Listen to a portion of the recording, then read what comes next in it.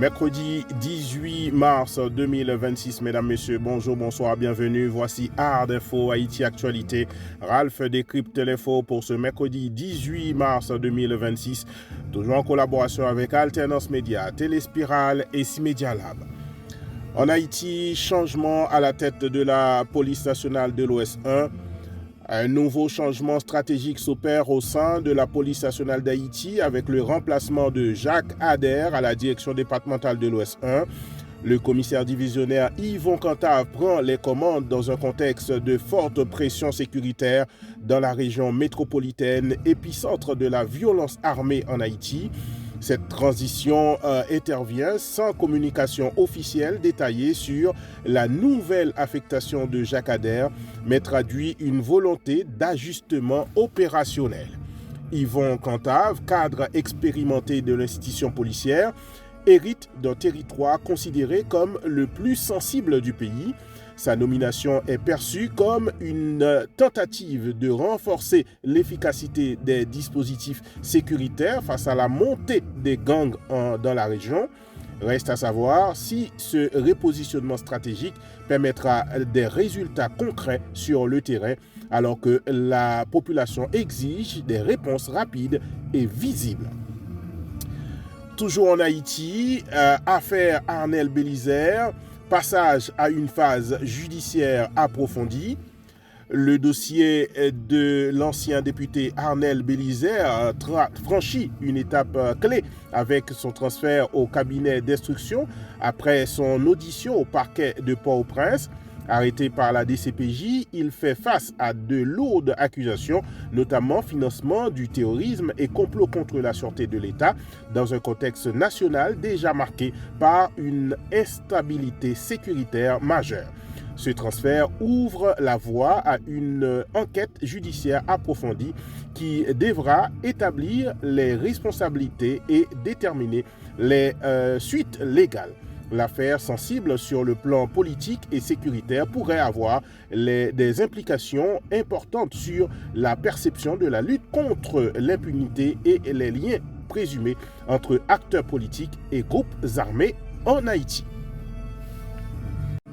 Haïti Éducation, relance du service e-document du ministère de l'Éducation nationale et de la formation professionnelle. Le ministère de l'Éducation nationale tente de relancer son service e-document afin de réduire les délais dans la délivrance des documents scolaires. Face aux nombreuses plaintes des usagers, les autorités reconnaissent les dysfonctionnements d'un système lancé en 2022 mais resté inefficace dans la pratique. La réforme vise à rendre le service plus rapide, accessible et transparent, tout en limitant les dérives administratives. Cette initiative s'inscrit dans un contexte où de nombreux jeunes cherchent à poursuivre leurs études à l'étranger, rendant essentielle la fiabilité des documents académiques dans un environnement national déjà fragilisé. Haïti, port haïtien, pas de sanctions immédiates par les Américains pour les ports nationaux.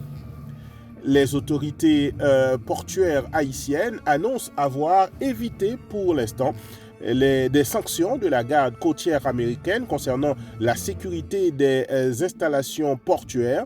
Cette décision serait liée à la mise en œuvre d'un plan correctif après un audit révélant des lacunes dans l'application du Code international de sûreté portuaire. Malgré un contexte sécuritaire difficile, plusieurs ports restent opérationnels dans le pays et respectent certaines normes essentielles. Toutefois, la menace de sanctions demeure en arrière-plan, obligeant les autorités à maintenir leurs efforts pour se conformer aux exigences internationales et préserver les échanges commerciaux avec les États-Unis. Haïti Transport Aérien, nouvelle liaison Cap-Haïtien-Boston. La compagnie Sunrise Airways inaugure une nouvelle liaison directe entre le Cap-Haïtien et Boston, renforçant les connexions entre Haïti et sa diaspora. Ce vol hebdomadaire marque une avancée stratégique dans un contexte où l'aéroport de Port-au-Prince reste fortement perturbé. Au-delà de l'aspect logistique, Cette route symbolise une volonté de désenclaver le pays et de maintenir les liens économiques et humains avec l'étranger. Elle ouvre également de nouvelles perspectives pour le développement du nord du pays, devenu un hub alternatif dans un environnement national contraint. Haïti, droits humains, un constat préoccupant mais nuancé de l'ONU en Haïti. L'expert des Nations Unies souligne une situation haïtienne difficile mais porteuse d'espoir après une mission d'évaluation.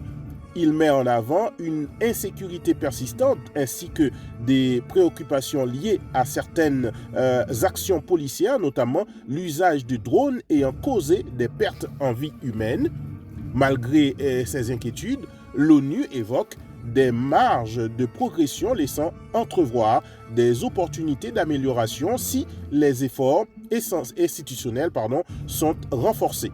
Ce diagnostic reflète une réalité contrastée entre crise profonde et potentiel de redressement en Haïti. Parlons maintenant sport en Haïti. Wilson Isidore rejoint enfin les Grenadiers en vue de la Coupe du Monde 2026. La sélection haïtienne enregistre un renfort de taille avec l'arrivée de Wilson Isidore qui accepte finalement de représenter Haïti. Cette intégration aux côtés de nouveaux joueurs s'inscrit dans la préparation des prochaines échéances internationales, notamment la Coupe du Monde. L'équipe entame une phase de préparation intensive avec les stages de matchs amicaux prévus. Cette dynamique traduit une stratégie de renforcement de l'effectif, incluant également des discussions avec plusieurs binationaux pour consolider la compétitivité des Grenadiers pour la Coupe du Monde 2026. On va dans l'international maintenant, mesdames, messieurs, pour parler de CAN. CAN, le Sénégal perd son titre au profit de l'équipe marocaine. Coup de théâtre dans le football africain, la Confédération africaine de football retire le titre au Sénégal après les incidents survenus lors de la finale et l'attribue au Maroc. La décision repose sur le règlement sanctionnant l'abandon temporaire du terrain par une équipe. Cette décision suscite une vive polémique et pourrait être contestée devant le tribunal arbitral du sport. Elle ravive les tensions autour de la gouvernance du football africain et met en lumière les enjeux disciplinaires dans les grandes compétitions internationales. Parlons maintenant du conflit au Moyen-Orient, conflit en Iran, escalade et frappe ciblée. La situation au Moyen-Orient s'intensifie avec la confirmation par l'Iran de la mort d'Ali Marijani, figure clé du régime dans des frappes attribuées aux États-Unis et à Israël. Israël menace désormais directement le nouveau guide suprême Mojtaba Khamenei dans un contexte de guerre ouverte.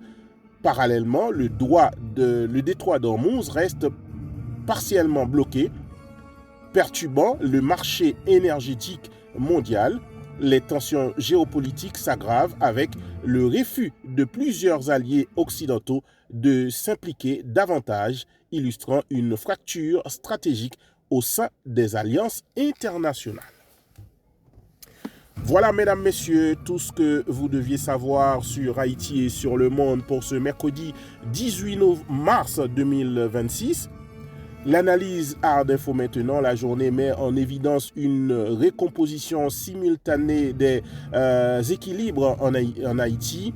L'État tente d'ajuster ses leviers sécuritaires, judiciaires et institutionnels sans garantie immédiate de résultats, tandis qu'à l'international, les crises s'intensifient, révélant une fragmentation des alliances et une montée des tensions globales aux impacts économiques et stratégiques majeurs.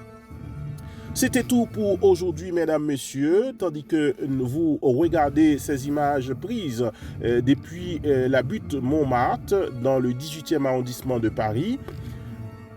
En attendant, je vous invite à continuer à nous supporter et nous suivre sur Ralph Siméon sur Facebook et Art d'Info TV sur YouTube. et sur tous les réseaux sociaux. Je vous invite à continuer à nous supporter. Pour vous présenter cette édition, c'est Ralph Siméon, toujours en collaboration avec Alternance Média et Téléspirale, et c'est une production C-Media Lab. Je vous donne rendez-vous demain, jeudi, pour une nouvelle édition Art Info. À demain!